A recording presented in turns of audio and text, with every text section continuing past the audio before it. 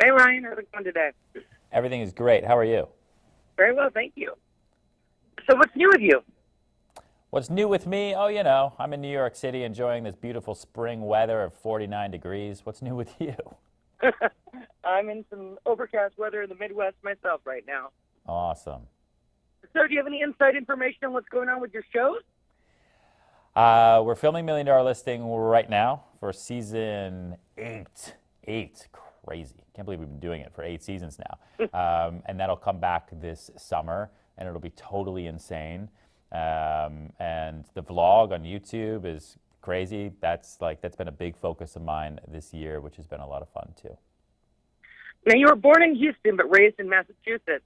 Yeah. When did you move to New York? I moved to New York when I graduated college in 2006. I came to the city to be an actor and then failed miserably. Do you miss acting? You know what? No, not really. I got out of acting because it's a hard business, right? And it's a hard business, and it's hard to stay happy doing it. And I got into real estate just to pay rent and to pay the bills in Koreatown. And I fell in love with the idea that I could work my butt off all day long, and I might actually be able to pay my rent from that versus acting in the city where, I was working for 6 months running around, being exhausted, and all you're doing is spending money. And I fell in love with doing deals and kind of the idea of building my own business from scratch. And that's kind of honestly brings us to this topic, which is, small businesses and how anybody in 2019 can create a small business, which I think is pretty cool. I promise I'll get to a lot of small business questions in a minute. What are your sports teams? What are my sports teams? Mm-hmm. So I grew up outside Boston, and I've followed the Patriots since I can remember football. And so my main sports team is the Patriots, and I follow other sports. I'm a Knicks fan because I've been in New York City for a long time, and I wasn't a big basketball fan before that. But then I'm also a Red Sox fan because of the Boston allegiance, and I don't want anyone from Boston trying to hurt me because those are real intense fans. They can be. Now, when you're not working, what do you like to do for fun? What do I like to do for fun when I'm not working? Yeah. Work out every day, and I just had a baby. I have a 9-week-old, so honestly, when I'm not working now, I like to stare at an infant and watch her not know who I am, and see if she's ever going to realize that she has hands. That's what I was doing this morning, and almost for a second, she looked and noticed she had a hand, and it almost freaked her out, which was pretty cool. I don't remember not knowing that I had a hand. I've always known that they've been there, but she's whoa, what are these? It's pretty wild to watch that happen. That's what I do when I'm not working. How old is she? She is 9 weeks old. Oh, wow. Yeah. Is her name public or is that private? No, her name is Zena. Zena, that's very pretty. Yeah. What are you watching and reading these days? I watch Game of Thrones. I watch. Netflix has changed the way we watch TV. But I also still watch things on cable. Game of Thrones, Billions, Barry, Bill Hader's show on HBO is insane and awesome, and it's a half-hour show that I think everybody should watch. TV now has become something where you put it on in the background while you do work and are on your phone. It's become this really, really weird thing. And I also watch a lot of YouTube. I do a vlog on YouTube now. I started about a year ago. That's been awesome and incredible. And I've got a collab with Casey Neistat coming out next week, actually, which I'm really, really excited for. And that's kind of changed things for me. And then reading, I don't really read a lot, to be honest. I read the news, but I don't have a whole lot of time to sit and read a book. And now that especially not with a new baby. Right. Yeah. She doesn't read either. Kind of shame on her. But when she starts to learn to read, or I'll read her stories, then maybe we'll read more together. That sounds good. Now, what tips would you give home buyers in an expensive city like New York?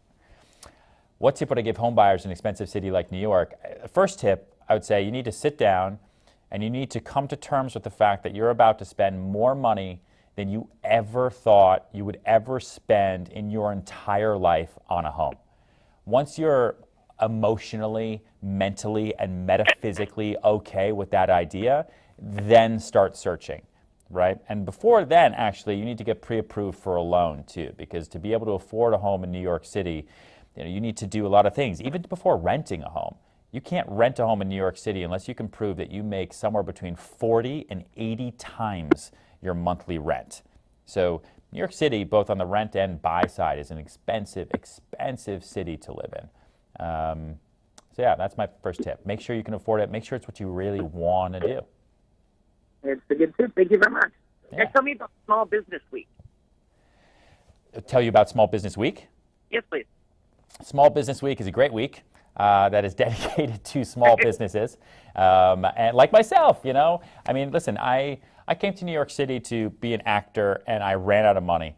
And instead of getting a temp job or going into the service industry, being a waiter or being a bartender, I got into business for myself. I became an independent contractor. I'm a 1099 independent contractor for a brokerage firm, and I run a small business. I have a team of 64 underneath me. I have 5 admins, and I work 20 hours a day, 7 days a week. And I like that there is a week dedicated to small businesses, which really actually make the world go round. And without small businesses, a lot of the things like selling real estate, won't be done. What are some common misconceptions people have about running their own business? Oh man, there are so many misconceptions that people have about running their own business. I think the first one is that they can do a lot of the things by themselves.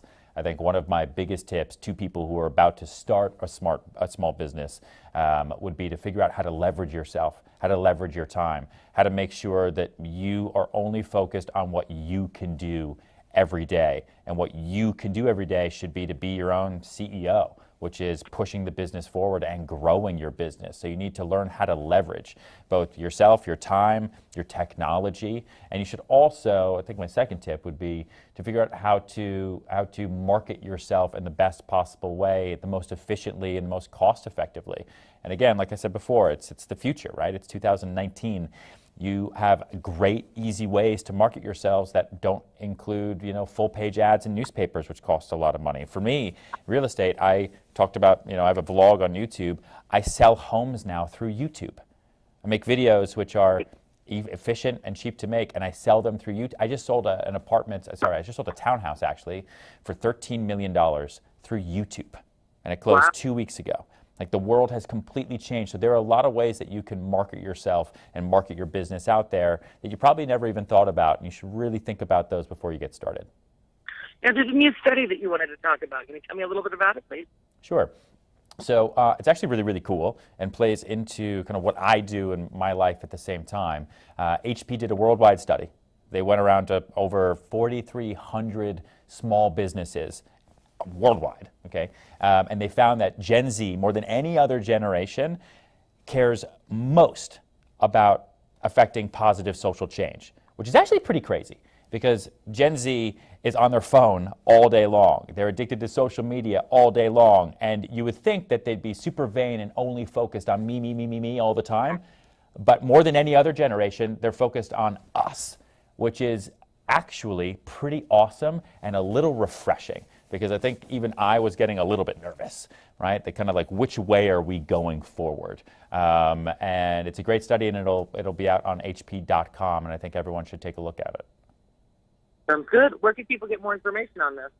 hp.com, best website ever. Now, what's next for you? What's next for me? Yeah. I have a 9-week-old, so I'm looking forward to getting her to 10 weeks.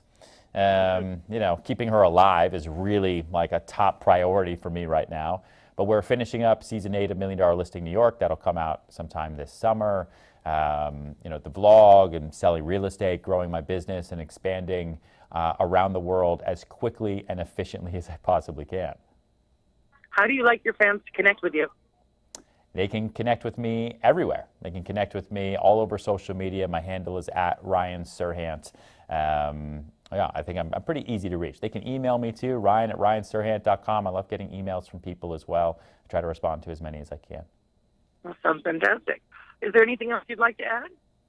Yeah, I think just, kind of taking it back to the study for, a second, like one of the things that it also helped me think about for my own business and for anybody else who's looking to start a small business is how to be the most efficient with your time, how to remove admin, right? How do you remove admin and actually focus on business and focus on growth and actually getting work done? And two ways that you can do that, right, are one, using your mobile platform, like using an app that can print for you. So the HP Officejet Pro is an amazing printer that's brand new that you can print from your phone while you're on the go. And I know a lot of small business owners are on the go all the time, just like me. I'm in between appointments. I can't worry about how much time I have to get back to my office to print something up. And using a computer that has great security features like the HP ProBook, those things I think are important for small business owners to focus on.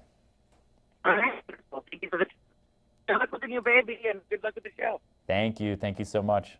Bye-bye.